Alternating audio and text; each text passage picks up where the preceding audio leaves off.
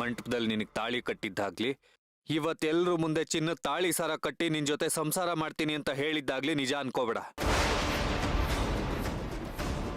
ನೀನೆಷ್ಟು ಬುದ್ಧಿವಂತೇನೋ ಅದಕ್ಕಿಂತ 10 ಪಟ್ಟು ಜಾಸ್ತಿ ನಾನು ಬುದ್ಧಿವಂತ. ನಿನಗೆ ಹೇಗೆ ಸತ್ಯದ ತಲೆ ಮೇಲೆ ಹೊಡೆದಾಗ ಸುಳ್ಳು ಹೇಳೋದಕ್ಕೆ ಬರುತ್ತೋ ಹಾಗೆ ನನಗೂ ಸುಳ್ಳು ಹೇಳೋದಕ್ಕೆ ಬರುತ್ತೆ, ಬುದ್ಧಿ ಕಲ್ಸಕ್ಕೂ ಬರುತ್ತೆ.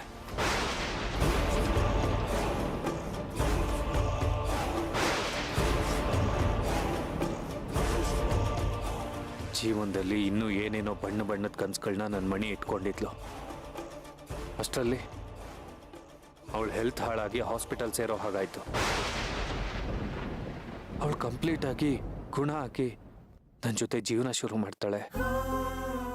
ಈ ಲೋಕನೇ ನಮ್ಮನ್ನ ಬೆರಗಾಗಿ ನೋಡ್ಬೇಕು, ಹೊಟ್ಟೆ ಕಿಚ್ಚಿಂದ ನಾವಿಬ್ರು ಸಂಸಾರ ಮಾಡಬೇಕು ಅಂತ 100 ಕನ್ಸುಗಳನ್ನ ಕಟ್ಕೊಂಡಿದ್ದೆ.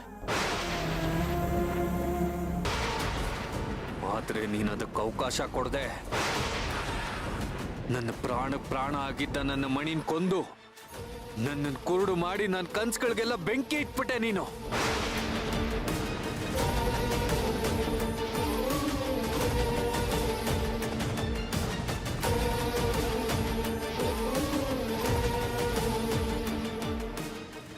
ನನ್ನ ಮಣಿನ ಕೊಂದಿದ್ದು ನೀನೇ ಅನ್ನೋದಕ್ಕೆ ನನ್ನ ಹತ್ರ ಏನೂ ಸಾಕ್ಷಿ ಇಲ್ಲ ಅನ್ಕೋಬೇಡ.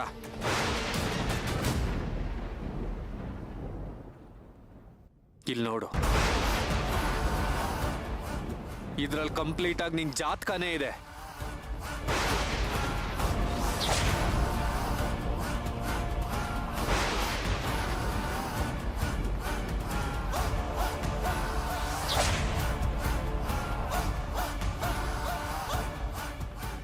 ಮುಳ್ಳನ್ನ ಮುಳ್ಳಿಂದಾನೆ ಕೀಳ್ಬೇಕು ಅಂತ ನಿನ್ ಕೈಗೆ ಬೇರೆ ಪೆನ್ ಡ್ರೈವ್ ಸಿಗೋ ಹಾಗೆ ಮಾಡಿ ಈ ಒರಿಜಿನಲ್ ಪೆನ್ ಡ್ರೈವ್ನ ನನ್ನ ಹತ್ರನೇ ಇಟ್ಕೊಂಡೆ.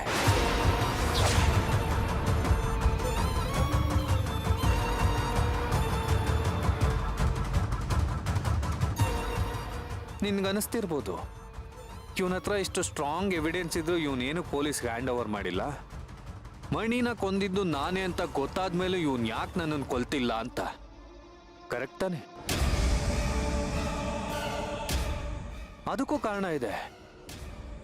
ತಿಳಿದೇನೋ ನಿನ್ ಹೆಂಡತಿ ಪಟ್ಟ ಕೊಟ್ಮೇಲೆ ನಿನಗೆ ಮುತ್ತೈದೆ ಸಾವು ಕೊಡ್ಬೇಕಲ್ಲ.